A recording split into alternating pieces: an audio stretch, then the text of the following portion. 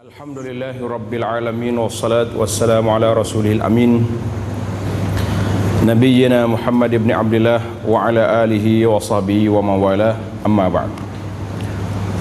Sambungnya pelajaran kita dalam kitab Nihayatul Alam, berakhirnya dunia ini. Jadi alhamdulillah kita telah mengenali tanda-tanda kiamat sudah 120. Dalam kitab kita ini, kitab Nihayatul Alam ataupun berakhirnya dunia ini, disenaraikan kepada kita alamat kiamat ini sehingga 130. Kemudian bermulalah era berlakunya alamat kiamat yang separuh besar, iaitulah munculnya ataupun zahirnya Imam Al-Mahdi, dan diikuti oleh 10 alamat kiamat yang besar, iaitulah keluar Ya'juj wa Ma'juj, keluar Dajjal, turunnya Nabi Allah Isa AS, dan lain-lain lagi. Kata ulama, alamat kiamat yang besar ini bila dia berlaku satu, dia seperti macam tasbih, satu, akhir sekali berlakulah kiamat. Jadi tujuan kita belajar alamat-alamat kiamat ini sebagai satu peringatan. Yang pertama, peringatan kepada kita bahawa kiamat ini satu benda yang mesti berlaku. Yang kedua, peringatan kepada kebenaran ajaran Rasulullah sallallahu alaihi wasallam, dakwah Nabi, bahawa Rasulullah sallallahu alaihi wasallam menyebut kepada kita tentang alamat-alamat kiamat yang apa yang disebut oleh Rasulullah itu memang berlaku, sebahagian besarnya telah pun berlaku, dan kita masih lagi menunggu kedatangan alamat-alamat kiamat yang seterusnya. Sambungan kita pada kali ini iaitulah alamat kiamat, tanda kiamat yang kecil yang ke-120, iaitulah la taqumus sa'ah, kiamat tidak akan bermula sehingga Islam lenyap dari muka bumi. Hari ini alhamdulillah Islam masih ada lagi, dan Al-Quran akan hilang daripada mushaf. Maknanya kita buka Quran kita kosong, nak baca yang duduk dalam dada hafiz pun tak ingat. Itu alamat kiamat yang akan berlaku, hilang daripada mushaf dan hilang daripada hati manusia. Mana dia akan pergi semua sekali. Satu daripada tanda-tanda hampirnya kiamat ialah Islam akan pudar. Ajarannya dan lambang-lambangnya akan lenyap disebabkan huru-hara, dosa dan kejahilan. Puasa dan sembahyang tidak lagi dikerjakan oleh orang ramai, dan Al-Quran akan hilang daripada hati manusia sehingga tidak ada satu ayat pun yang akan tinggal di muka bumi ini.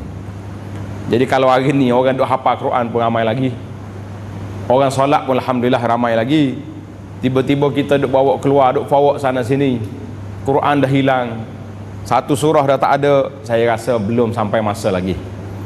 Tapi begitulah, masyarakat kita ni suka kepada cerita-cerita pelik, suka buat benda-benda spekulasi ataupun ulasan-ulasan yang tidak sepatutnya. Jadi kejahilan akan tersebar luas di kalangan manusia sehingga akan lelaki dan wanita tua akan berkata, pada waktu itu hilang dah, tak ada maklumat.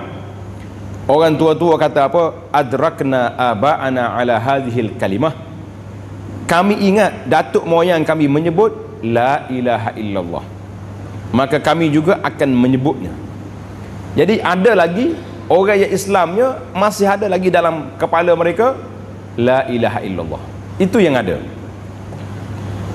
Sebagaimana hadis yang diriwayat oleh Huzaifah radhiyallahu anhu, yudrasul Islam kama yudrasu wasyu thawb hatta la yadri ma siyam wala salah wala nusuk wala sadaqah ila akhirih. Islam akan lusuh sebagaimana lusuhnya corak warna-warni pakaian bila ia telah lama dipakai. Mana warna baju kita tu hilang warna, sehingga sampai suatu masa nanti orang sudah tidak mengerti apa yang dimaksudkan dengan puasa, solat, nusuk ataupun ibadat, dan apa yang dimaksudkan dengan sedekah. Dan Al-Quran akan dihilangkan kesemuanya pada satu malam sahaja, maka pada esok harinya tidak tinggal di permukaan bumi daripadanya walaupun satu ayat. Maka yang tinggal hanya beberapa kelompok daripada manusia, di antaranya orang-orang tua, laki-laki dan wanita. Mereka hanya mampu berkata, kami sempat menemui nenek moyang kami, mereka berkata la ilaha illallah, lalu kami pun mengatakannya. Itu yang dia tahu. Sembahyang tak ada, puasa tak ada. Apabila Huzaifah, rawi hadis ini, menyampaikan hadis ini kepada mereka yang berada di sekeliling beliau, orang terperanjat. Silah, nama orang ni Silah bin Zufar Ar-Rawi, seorang yang meriwayat hadis ini daripada beliau, bertanya, Huzaifah, ya Huzaifah, apa gunanya mereka mengucap la ilaha illallah apabila mereka tidak tahu apa itu puasa, zakat dan haji? Faedah apa la ilaha illallah di saat itu? Huzaifah berpaling daripada Silah. Silah mengulangi soalannya sebanyak 3 kali. Ulang balik, Huzaifah berpaling muka daripada Silah setiap kali beliau ditanya. Kemudian Huzaifah menghadap Silah pada kali yang ketiga dan berkata, ya Silah, ya Silah, tunjihim minan nar, tunjihim minan nar, ia akan menyelamatkan mereka daripada neraka. Artinya orang ini orang beriman, orang ini masih lagi Islam. Macam keadaan kita hari ini. Hadis ini diriwayat oleh Ibnu Majah dalam sunannya. Kata di Al-Busiri, hadza isnadun sahih rijaluhu thiqat. Jadi apa faedahnya? Macam kita hari ini, ramai orang yang mengaku 2 kelima syahadah, tak solat tuan-tuan. Ni alamat kiamat ni jangan tunggu akhir. Sekarang ni pun sudah ada orang yang tak tahu solat, orang yang tak tahu puasa, orang yang tak tahu zakat, orang yang tak tahu haji, wujud.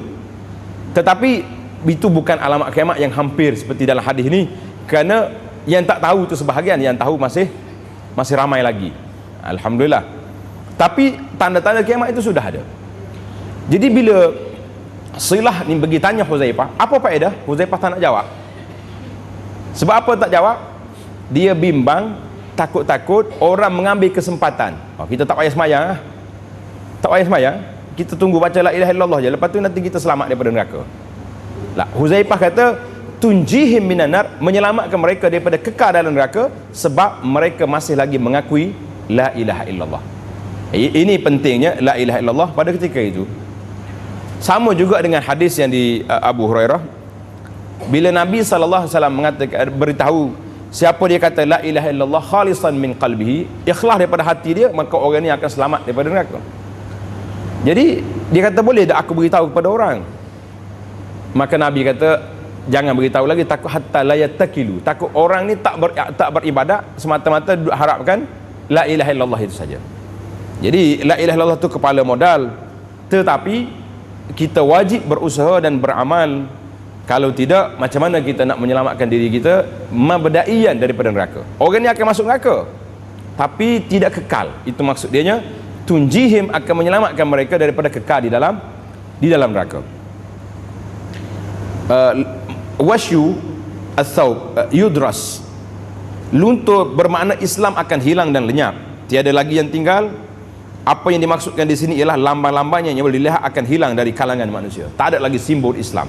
Orang tak kenal lagi. Nak tengok pakaian pun tak nampak, nak tengok perbuatan pun tak nampak, nak tengok amalan pun tak ada. Warna pada pakaian merujuk pada corak dan hiasan yang dilukis pada sesuatu pakaian yang pudar disebabkan kerap dibasuh. Itu bandingan. Makna Al-Quran akan diambil pada waktu malam, bermaksud ia akan diambil daripada hati manusia dan daripada salinan-salinannya. Hal ini akan berlaku apabila manusia mengabaikannya dan tidak membacanya, atau beribadat kepada Allah atau tidak lagi beribadat Allah dengan membaca Quran. Tanda ini masih belum muncul dan Islam masih lagi berkembang, alhamdulillah. Jadi tanda ini belum. Kalau ada sela dua yang mungkin salah cetak, tapi kita dah dah besarkan isu ni, di sekolah ni hilang, di sekolah ni macam-macam baru ditimbul. Ada satu buku yang saya saya simpan, peristiwa kehilangan ayat-ayat Quran berapa tahun dulu. Jadi kita mengatakan itu bukan tanda, yang tandanya dia akan hilang semua sekali. Tanda yang ke-121, tadi 120 Islam akan hilang, 121 Quran akan diangkat, 122 tentera yang cuba menyerang Kaabah. Ada tentera nak pergi serang Mekah dan akan ditelan oleh bumi sehingga tiada yang tinggal. Ini bahaya. Mana kumpulan ni berjalan pergi Mekah, ada orang baik dalam rombongan tu, tak tahu ketujuan dia. Sampai-sampai tengah jalan semuanya hilang, ditelan oleh bumi. Nabi SAW menceritakan kepada kita bahawa suatu angkatan tentera akan cuba menyerang rumah suci, menyerang Al-Bait. Bait itu makna Kaabah, untuk menangkap seorang laki-laki, iaitulah Imam Mahdi daripada suku Quraisy, dengan tujuan untuk menghukum beliau. Jadi waktu itu Mahdi dah keluar ni. Tetapi Allah akan menyebabkan bumi menelan keseluruhan tentera, daripada orang yang pertama sehingga yang terakhir. Tentera ini akan terdiri daripada umat Nabi Muhammad sallallahu alaihi wasallam, dan mereka akan dibangkitkan semula berdasarkan niat mereka. Jadi kita kena ingatlah, kalau orang jadi tentera ataupun kita duduk dalam satu kawasan yang berlaku huru-hara, bila berlaku huru-hara, orang yang jahat mati, orang yang baik mati juga. Cuma perbezaannya bila bangkit di akhirat nanti, orang yang baik mengikut niat mereka. Yang ni nak pergi Mekah, untuk apa nak pergi Mekah? Nak pergi ibadat. Yang ni nak pergi meruntuhkan Kaabah, nak pergi menyerang Baitullah. Maka oleh kerana kita ada sekali situ, kita akan dimatikan semua sekali. Tetapi yang baik ini akan dibangkitkan dalam keadaan selamat. Ubaidillah ibnul Qibtiyah berkata, Al-Haris ibnu Abi Rabi'ah, Amrullah bin Safwan, dan aku berjumpa dengan Ummu Salamah. Tiga orang ni pergi jumpa isteri Nabi. Ummu Salamah itu isteri Nabi, dan bertanya kepada beliau tentang askar tentera yang akan ditelan oleh. Kejadian ini adalah semasa zaman Abdullah bin Az-Zubair, semasa beliau memerangi Al-Hajjaj ibnu Yusuf. Apabila dia bertahan diri di dalam rumah suci Mekah, bertahan dalam Masjid Haram, Ummu Salamah berkata, Rasulullah sallallahu alaihi wasallam bersabda, seorang laki-laki akan berlindung di Baitullah, di Kaabah, maka diutuskan suatu utusan oleh penguasa untuk mengejarnya. Dan ketika mereka telah sampai di suatu padang pasir, jadi tentera dimari sampai tengah-tengah padang pasir, mereka terbenam ditelan bumi, habis. Kemudian aku bertanya Rasulullah, bukankah di padang pasir itu terdapat bermacam-macam orang? Kumpulan yang ada di sini orang baik-baik.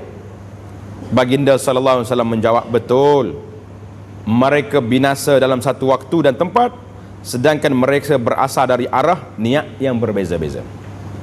Kemudian Allah akan membangkitkan mereka pada hari kebangkitan menurut niat masing-masing. Hadis ini diriwayat oleh Imam Muslim, mana hadis yang sahih. Jadi kalau kita hari ini contohnya kita duduk di tempat yang baik-baik, kita lalu di kawasan yang kena mungkar, tiba-tiba datang bala, semua akan mati. Tapi orang yang baik selamat di akhirat. Atas dunia mati ya dianya.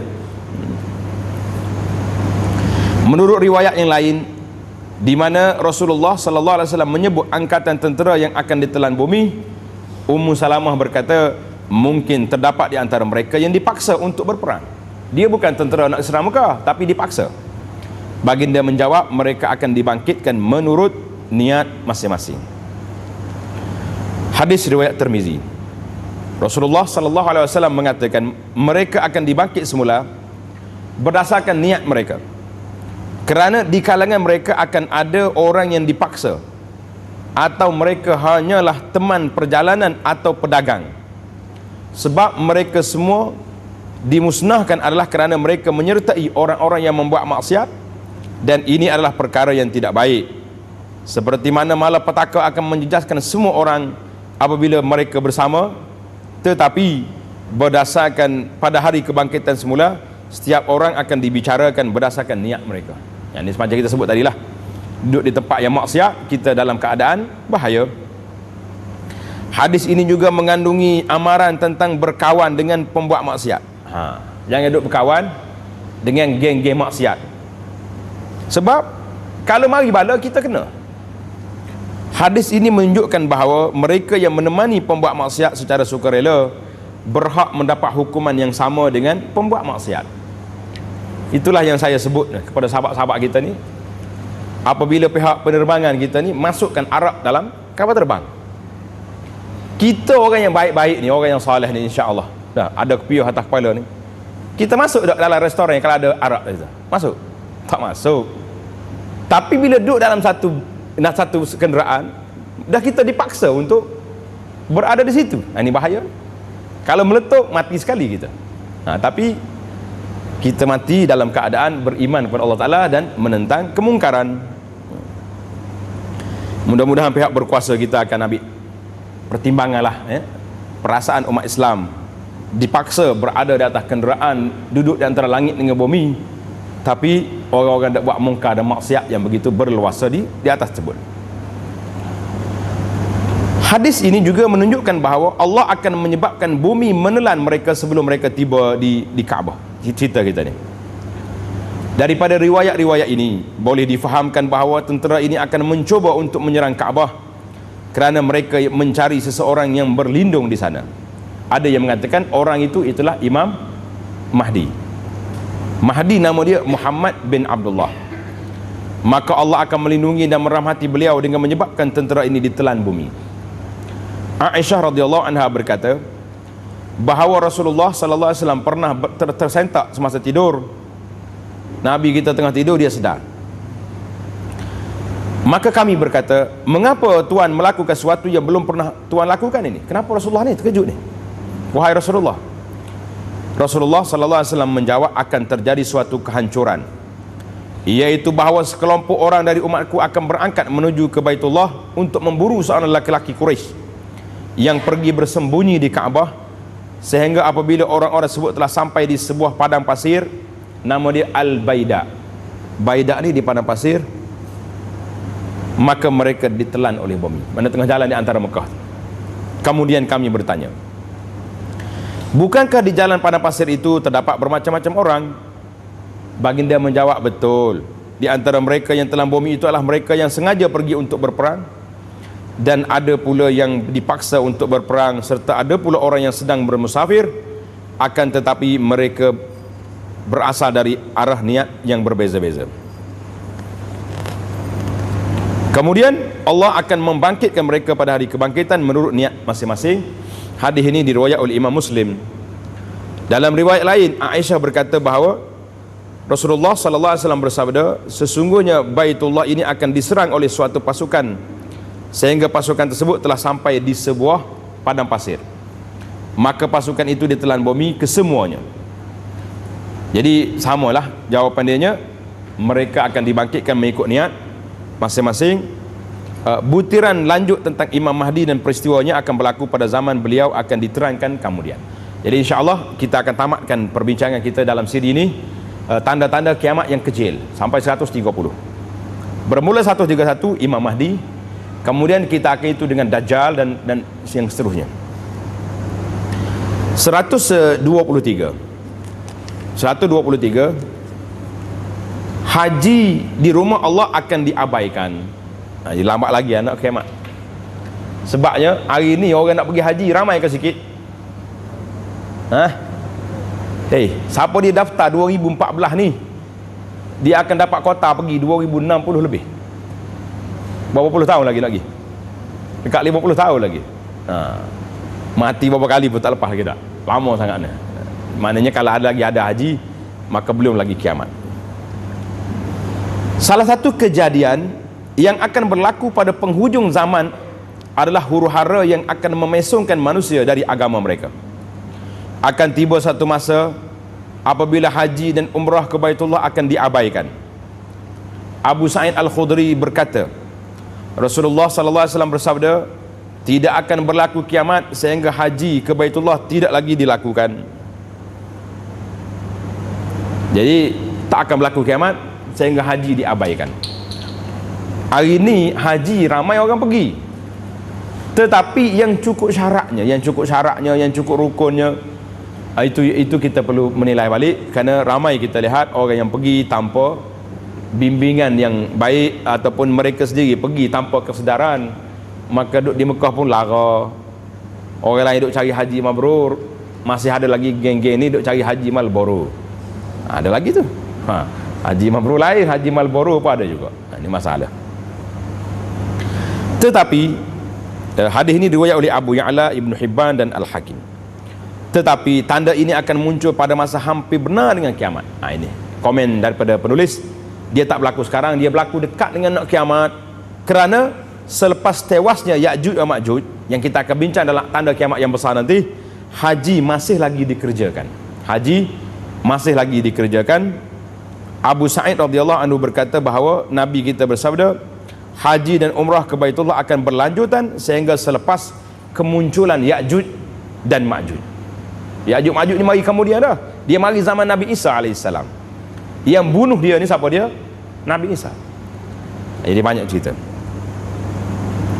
Barangkali apa yang dimaksudkan tidak akan bermula kiamat hingga haji ke Baitullah tidak dilakukan adalah haji tidak akan dikerjakan buat sementara waktu disebabkan peperangan, dan akan diteruskan semula apabila keadaan kembali damai. Jadi boleh juga kita takwil orang tak nak pergi Mekah, sebagaimana berlaku pada 1 Muharram 1400, 2 minggu hampir ataupun lebih orang tak boleh tawaf Kaabah.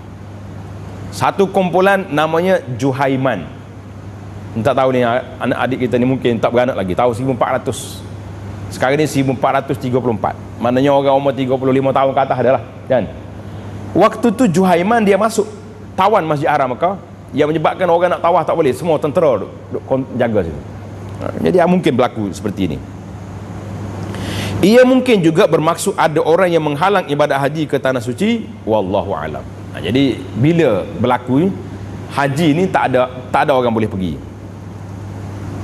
Tanda yang ke-124, audatu ba'd qabailil Arab li ibadatil asnam. Beberapa kabilah Arab akan kembali menyembah berhala. Wal iyaz billah. Ingatlah, semenanjung Arab pernah menjadi tempat politisme dan penyembahan berhala. Memanglah tempat syirik. Waktu Nabi kita bangkit masuk Mekah, ada 360 berhala di sekeliling Kaabah. Nabi dah bersih. Nabi dah bersihkan. Allah Maha Agung mengutuskan Nabinya sallallahu alaihi wasallam dengan sokongannya agar baginda boleh menghapuskan berhala-berhala dan mengisytiharkan keesaan Allah seluruh Tuhan sekalian alam. Maka Nabi kita habis balik, Nabi kata innal syayatin ya'is an yu'bad fi jaziratil Arab. Syaitan dah putus harap nak jadikan orang di Arab, di jaziratul Arab, semenanjung tanah Arab ni penyembah berhala. Tak mampu syaitan nak buat. Tetapi walakin at-tahrish, tapi dia goda kamu supaya kelahi sama sendiri. Hari ni kita tengoklah, kadang-kadang negara Arab yang bukan besar pun, kecil je, satu negara tu sama besar dengan kampung kita je, tapi dia punya kelahi tinggi. Itu nak kata apa? Kelahi. Di akhir zaman, semasa kiamat akan hampir, manusia akan berpaling daripada agama Islam dan hilang minat untuk dalam ilmu. Beberapa golongan daripada mereka akan kembali menyembah berhala, yang merupakan salah satu tanda-tanda kiamat. Abu Hurairah radhiyallahu anhu berkata, sabda Nabi sallallahu alaihi wasallam, tidak akan berlaku kiamat sehinggalah punggung wanita-wanita Daus memukul gendang, duk berjoget sambil mengelilingi menyembah berhala Zul Khalasah, iaitulah berhala yang disembah oleh Bani Daus pada zaman jahiliah dulu. Artinya kembali semula akan ada balik berhala di semenanjung tanah Arab. Hadis ini dalam Bukhari dan Muslim. Zul Khalasah ialah berhala yang disembah oleh kabilah Daus semasa zaman sebelum Islam. Apa yang dimaksudkan di sini ialah punggung mereka akan bergoyang-goyang semasa mereka menyembah berhala Al-Zul Khalasah, iaitulah mereka akan menjadi orang kafir dan kembali menyembah dan memuja-muja berhala. Kawasan asal kabilah Daus adalah di barat daya semenanjung tanah Arab. Saya tak nak namakan sebahagian negeri di sekitar negara Teluk sudah ada tempat-tempat penyembahan Islam sudah dibenarkan. Selain daripada dalam negara Arab Saudi, alhamdulillah masih lagi terkawal, tapi ada sebahagiannya sudah ada.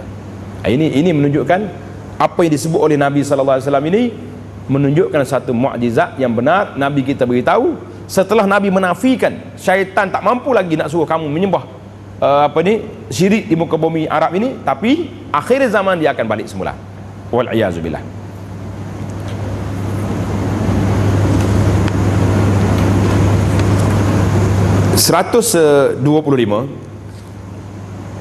Kalau tengok dalam peta yang dibuat oleh Al-Arifi ini, kabilah Daus duduk di kawasan Al-Bahah, nama Al-Bahah ataupun dekat dengan Abha, kawasan sejuk di tanah Arab. 125 fana kabilah Quraisy. Kabilah Quraisy akan hilang, akan luput. Kaum Quraisy adalah salah satu daripada kabilah Arab dan keturunan Fihr bin Malik Ibnu Nadar Ibnu Kinanah. Quraisy ialah satu nama yang diberi kepada keturunan beliau dan berasal daripada perkataan Al-Taqarus. At-Taqarus yang bermaksud berdagang, kerana mereka adalah pedagang. Jadi Quraisy tu, kita duk dengar kabilah Quraisy ya kan. Hari ini tuan-tuan tahu nama. Apa makna Quraisy? Ambil daripada kalimah At-Taqarus dengan makna At-Tijarah. Tanda baik-baik. At-Taqarus dengan makna At-Tijarah, li'annahum kanu tujaran, kerana mereka adalah pedagang, perniaga. Kaum Quraisy adalah satu himpunan beberapa puak.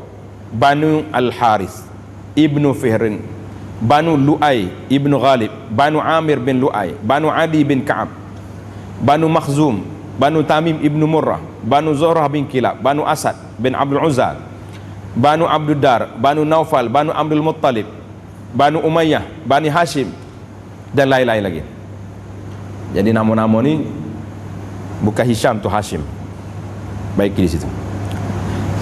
Selepas Islam, Quraisy dibagikan kepada beberapa puak, iaitulah kabilah Al-Bakriyin, puak Bakri, Al-Umariyin, Umar, Al-Utsmani, Al-Alawi, dan lain-lain lagi. Dia akan terbagi. Pasal tu dia ada daulah Abbasiyah, daulah Amawiyah, daulah-daulah ni mari daripada pecahan-pecahan mereka ini. Tanah air mereka yang asal adalah semenanjung tanah Arab, tetapi mereka telah tersebar luas ke segenap pelosok rantau. Rasulullah sallallahu alaihi wasallam bersabda bahawa bilangan mereka akan berkurangan sehingga lenyap atau hampir lenyap. Abu Hurairah radhiyallahu anhu kata, sabda Nabi sallallahu alaihi wasallam, puak yang paling rapat, asra'u qabailin nas fana Quraisy. Puak yang paling cepat lupus adalah kaum Quraisy. Quraisy akan habis. Akan ada wanita yang melalui hampiran dengan beberapa pasang kasut dan akan berkata, inilah kasut-kasut orang Quraisy. Sebab apa Quraisy ini hilang? Hadis ini diriwayat oleh Imam Ahmad dan Abu Ya'la. Ahmad Syakir kata hadis ini sahih. Hadis ini disokong oleh sabda Nabi sallallahu alaihi wasallam kepada Aisyah, kaummu adalah kau yang pertama dari umatku yang menyusuri maut, maknanya kau yang pertama akan pupus. Hadis ini telah dibincangkan sebelum ini dalam tanda kiamat yang ke-82. Habis 126, tanda yang 126. Tadi orang nak serang Kaabah, mereka ditelan oleh bumi. Hadis yang ke-126 ini, kemusnahan Kaabah di tangan lelaki yang berasal dari Habasyah. Ini macam kontra hadis ini. Tadi bila nak serang Kaabah, dia ditelan oleh bumi. Yang ini mereka tidak ditelan lagi, bahkan dia akan runtuhkan Kaabah satu persatu. Ini jelas dalam hadis. Satu daripada tanda-tanda kiamat ialah kemusnahan kiblat orang-orang Islam. Apa dia kiblat kita? Iaitu Kaabah yang suci. Ia akan dimusnahkan pada akhir zaman oleh seorang kulit hitam dari Habasyah. Habasyah ni Ethiopia, ataupun yang dikenali sebagai Zul Suwaiqatain. Zu As-Suwaiqatain, yakni orang yang berkaki halus. Orang-orang Ethiopia ni kalau tengok sekarang ni pun tinggi dia, panjang, kaki dia kecil. Ini puak-puak ni. Tapi jangan pula kalau jumpa sini, dia ni nak untuk Kaabah ni, bukan dia. Orang tu keturunan mari daripada sana. Jadi tunjuk kawan tu pula letih pula dia nya. Dia ni. Lamanya pakai pukul habis orang naknya kawan tu dah. Dia mari nak mengaji sini. Jangan duk cari pasal. Sifat ni orang yang akan meruntuh Kaabah ni, Zuswaiqatain, orang yang kaki kecil. Kerana kakinya kecil dan kurus, dia akan musnahkan Kaabah bata demi bata. Mana dia akan runtuhkan satu batu bata ni, menanggalkan penutupnya dan mengambil hiasannya.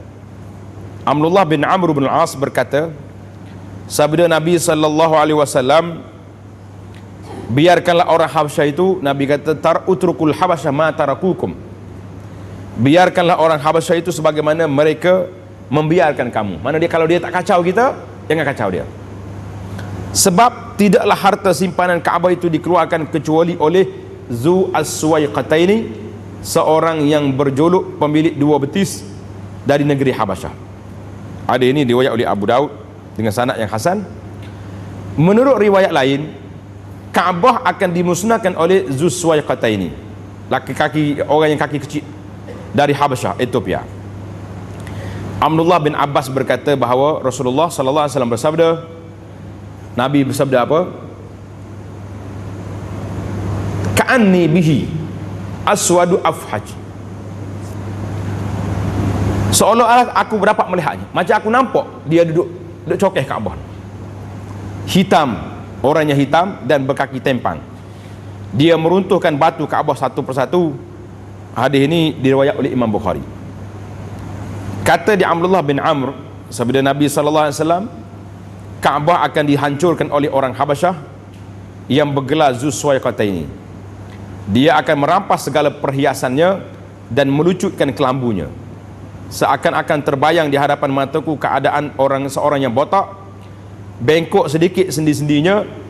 Ia memukul-mukul Kaabah itu dengan besi penyeduk dan kapak besar ataupun beliung.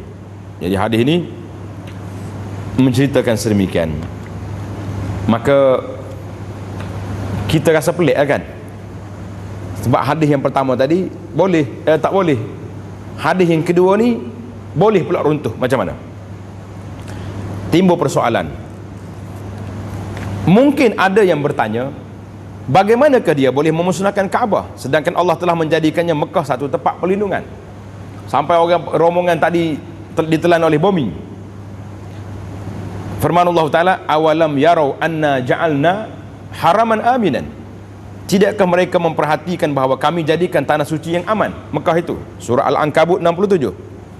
Awalam numakkil lahum haraman aminan, bukankah kami telah bangunkan untuk mereka suatu di tanah yang aman.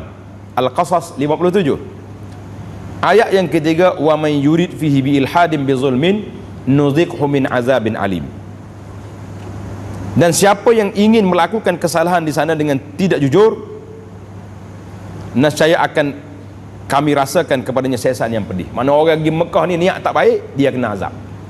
Walaupun dia tak buat, tapi niat tak baik. Surah Al-Hajj 25. Allah melindungi Kaabah daripada tentera bergajah yang tidak beriman dan syirik. Jadi bagaimana orang ini mampu menguasainya sedangkan Kaabah ialah kiblat orang-orang Islam? Itu soalan. Jawapannya, al-jawab, yang pertama, Baitullah akan kekal tempat perlindungan sehingga hampir kiamat. Tetapi apabila kiamat tiba dan dunia ini musnah, Quran tidak ada menyebut tentang Mekah akan kekal sebagai tempat perlindungan. Sebaliknya, ayat ini menceritakan tentang kesucian rumah ini pada masa ia menjadi tempat perlindungan, zaman-zaman kita hari ini. Yang kedua, Nabi SAW menunjukkan bahawa tempat perlindungan ini akan dicabul oleh orang-orangnya sendiri, orang Islam sendiri yang akan musnahkan.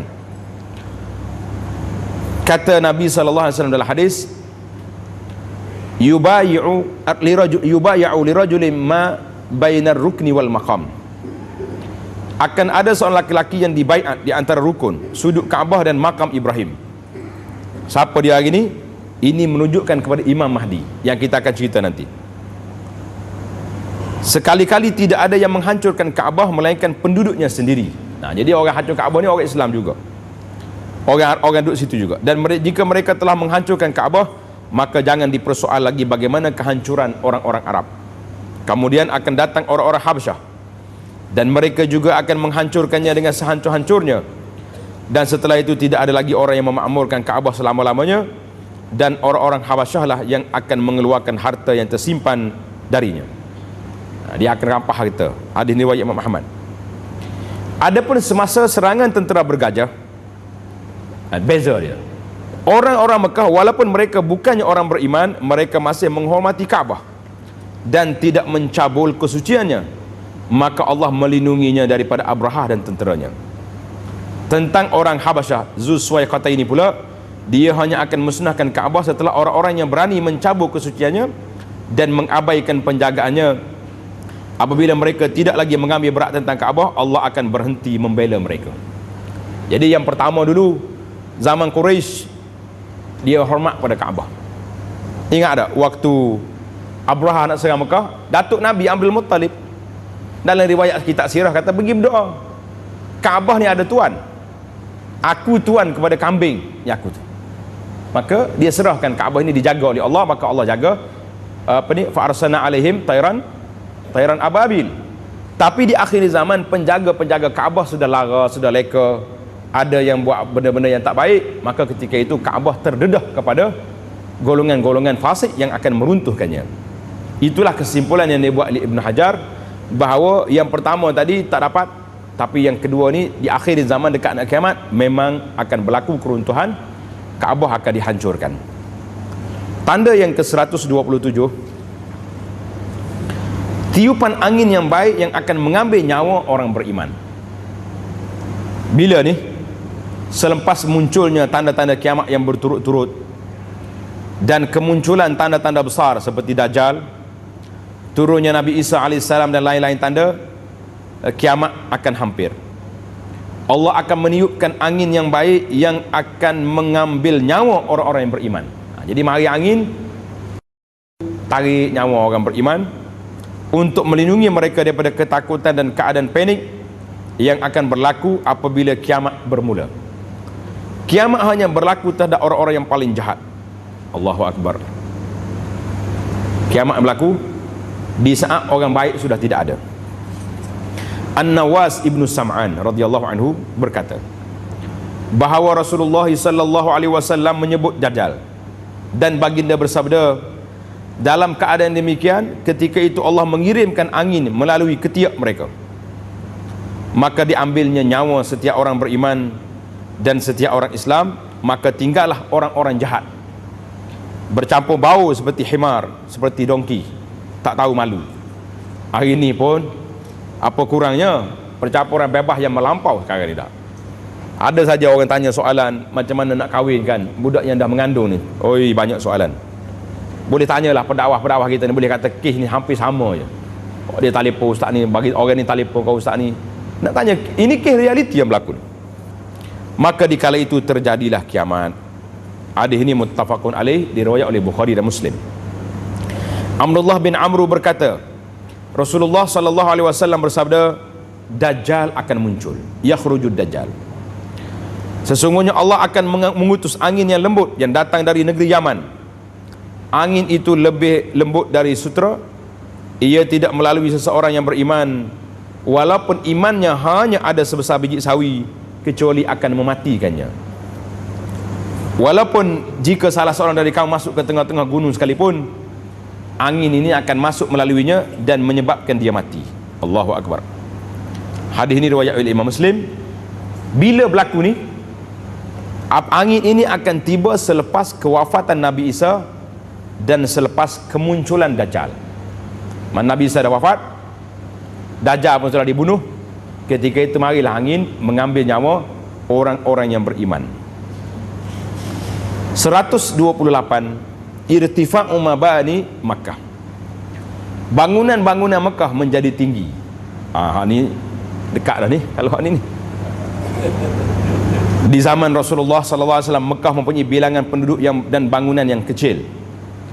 Tetapi Nabi Muhammad sallallahu alaihi wasallam telah menyatakan bahawa satu daripada tanda-tanda kiamat ialah bangunan-bangunan di Mekah akan menjadi lebih tinggi daripada gunung-gunung.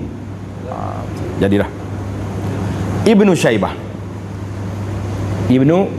Syaibah bisanadihi ila Ya'la. Ibnu Abi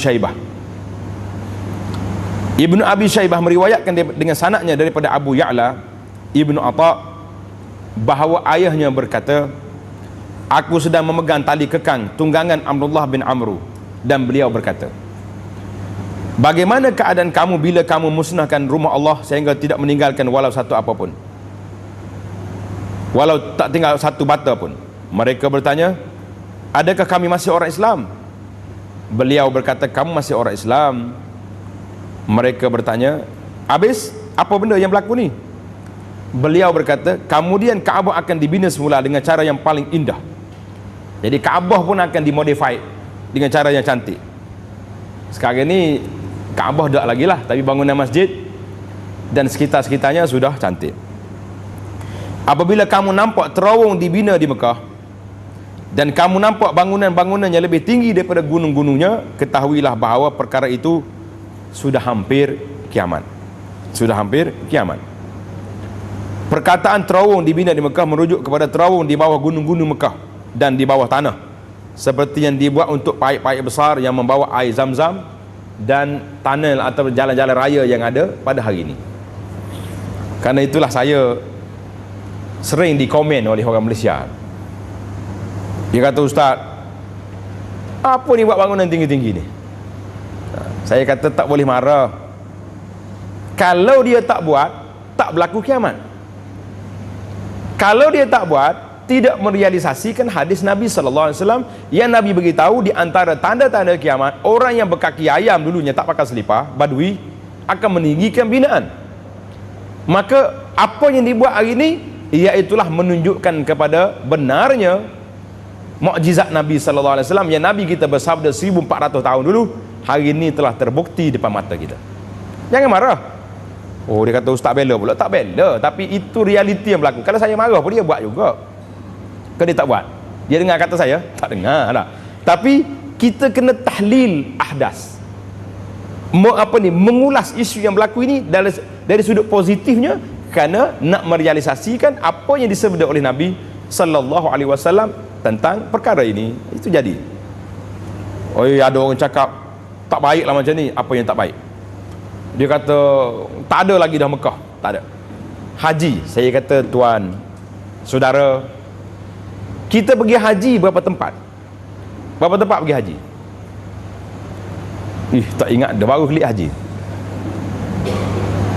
Mula-mula pakai ihram masuk, tawaf di Kaabah. Kaabah ada tak? Tak ada. Oh, kacau Kaabah. Sudah tawaf Kaabah, pergi sa'i. Sa'i ada tak? Ada. Kemudian kita pergi ke Arafah, ada. Mina tempat melontar ada. Muzdalifah dulu. Muzdalifah ada. Mina ada. Haji 5 tempat je. Haji tidak terusik. Yang terusiknya apa dia?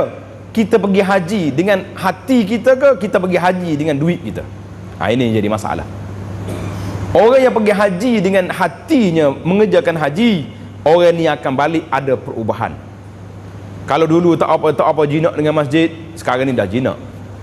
Kalau dulu balik tak apa mesra dengan Islam, sekarang ni sudah ikut hidup cara Islam. Kalau dulu tak bertudung, dah balik haji, hajah, takkan nak keluar jambu lagi kot. Ini dia panggil. Tapi kalau pergi haji dengan duit, tak ada perubahan apa-apa. Itu yang duduk cari haji Marlboro kat Mekah tu, ada masalah. Dia kata, ustaz kalau sebut bab Marlboro backing selalu, saya pun letih dah. Pergi Mekah isap okok, tak sampai hati dia. Orang duduk di Arafah menangis munajat kepada Allah Taala, pak cik dia isap okok. Saya kata, pak cik sabar pak cik. Kena isap okok pun isap lah di lain-lain tempat. Ini Arafah, tempat kita berkumpul, hari yang Allah Ta'ala nak tengok kita menjadi tetamu. Tiba-tiba kita bagi buat mungkar dan maksiat kat sini. Berat. Yang ke-129, umat yang terakhir menyumpah umat yang terdahulu. Allahu Akbar. Umat akhir zaman akan menyumpah umat yang terawal. Pada akhir zaman terdapat banyak taksurul bidah, banyak inovasi, banyak bid'ah akan berlaku, dan generasi terakhir umat ini akan mengecam dan tidak lagi mengakui kebaikan generasi pertama. Ramai yang akan lupa kebaikan dan ketinggian kedudukan para sahabat, tidak mengendahkan dan tidak mengambil kira tentang pujian Allah terhadap mereka. Rasulullah sallallahu alaihi wasallam bersabda, la taqumus sa'ah hatta yal'an akhirul ummah awwalaha. Kiamat tidak akan berlaku sehingga umatku yang terakhir menyumpah orang-orang yang terdahulu. Tanda situ umat di sini iaitulah umat Nabi Muhammad sallallahu alaihi wasallam. Hari ini ada tak ada orang sumpah sahabat? Ada, anak Melayu pun sudah ada. Kumpulan-kumpulan yang terpengaruh dengan Syiah Rafidah ini duk maki sahabat pagi, petang, siang, malam. Ni di kawasan dekat kawasan kita ni pun ada. Kawan-kawan kita bagi tahu ada hauzah, ada markas orang duk maki sahabat, kutuk Sayyidina Abu Bakar, Umar, Osman, Aisyah, Abu Hurairah, habis sahabat-sahabat dia kutuk. Maka ini kumpulan yang terakhir ahlul bidah di sini, ahli bid'ah di sini, iaitulah bid'atul rawafid, bid'ah rafidah. Demikian juga orang-orang yang akhir melaknat orang yang terdahulu dalam banyak perkara. Jadi tidak ada lagi penghormatan kita kepada para sahabat, ulama-ulama yang besar di kalangan tabi'in dan lain-lain. Yang ke-130, ar-rawahilul jadidah, iaitulah alat-alat pengangkutan baru, moden. Butiran tentang akhir zaman dan beberapa ciptaan pada masa itu ada disebut atau ditunjukkan dalam beberapa hadis. Rasulullah sallallahu alaihi wasallam menyampaikan tentang banyaknya pasar dan masa berlaku pantas. Ingat, baginda juga menyampaikan kepada kita apa yang telah dipahami daripadanya, seperti apa yang dikatakan oleh alim ulama, yang mana ada merujuk kepada kereta pada hari ini. Dulu orang duk naik apa? Naik unta. Lama nak berjalan daripada Mekah Madinah 8 hari 8 malam. Jadi masa pantas, pasar-pasar jadi dekat. Hari ni pasar dekat ke jauh? Dekat. Setiap taman perumahan ada pasar. Ada pasar raya pula tu, besar-besar. Pasar antarabangsa dekat ke jauh? Dekat je. Boleh tengok internet. Nak beli beg apa hari ni? Woi, cantik beg dekat Jepun. Boleh hantar duit 3 hari sampai. Mana jauh? Ini semua alamat kiamat yang berlaku. Jadi di antara alat-alat moden yang ada hari ini, iaitulah imam mengatakan, para ulama mengatakan di antaranya contohnya kereta. Ibnu Hibban meriwayatkan dalam sahihnya daripada Ibnu Umar dalam satu hadis marfu', Nabi SAW bersabda, di akhir zaman nanti akan ada laki-laki dari umatku yang menunggang suatu seperti pelana yang sangat selesa. Mereka akan turun di pintu masjid dan perempuan-perempuan mereka berpakaian seperti telanjang. Allahu Akbar. Jadi akan ada di akhir zaman ini, akan ada yakunu fi akhiri ummati rijalun yarkabuna ala surj. Kenderaan dia pelik-pelik. Dalam kitab kita Arab ni, dia letak gambar kereta di sini. Letak gambar kereta sport mari. Cantik dia. Mari kereta comel, tengok gambar. Tapi pergi masjid, hak turun tu anak-anak perempuan dia bertukar dengan anak orang kafir, dengan pakaiannya tak patuh syariahnya, dengan apa? La ilaha illallah. Ini berlaku ni. Mereka akan turun di pintu masjid dan perempuan-perempuan mereka berpakaian seperti telanjang, wal iyazu billah. Perkataan seperti pelana yang sangat selesa menandakan bahawa ia menjadi cara pengangkutan baru yang Rasulullah sallallahu alaihi wasallam belum pernah lihat, dan nampaknya sebahagian ulama semasa mentakwilkan hadis ini, iaitulah kereta. Kereta kita boleh kata belakalah, kereta, kapal terbang dan lain-lain lagi alat-alat moden yang ada hari ini. Itu semua tanda-tanda kiamat. Di awal perbincangan dulu ana dah buat ulasan bahawa bukan semua tanda kiamat itu tak baik dan bukan semuanya salah. Macam kereta. Kereta ni salah ke? Tak salah. Kapal terbang? Tak salah. Yang salahnya kita salah guna. Itu jadi salah. Jadi adalah buat bangunan tinggi salah? Tak salah. Jangan, tapi kalau salahnya menggunakan untuk premis yang tidak halal, itu salah. Maka alamat kiamat ada yang baik dan ada yang tidak baik, ada yang positif dan ada yang negatifnya. Alhamdulillah, tamatlah kita perbincangan tentang tanda-tanda kiamat yang kecil.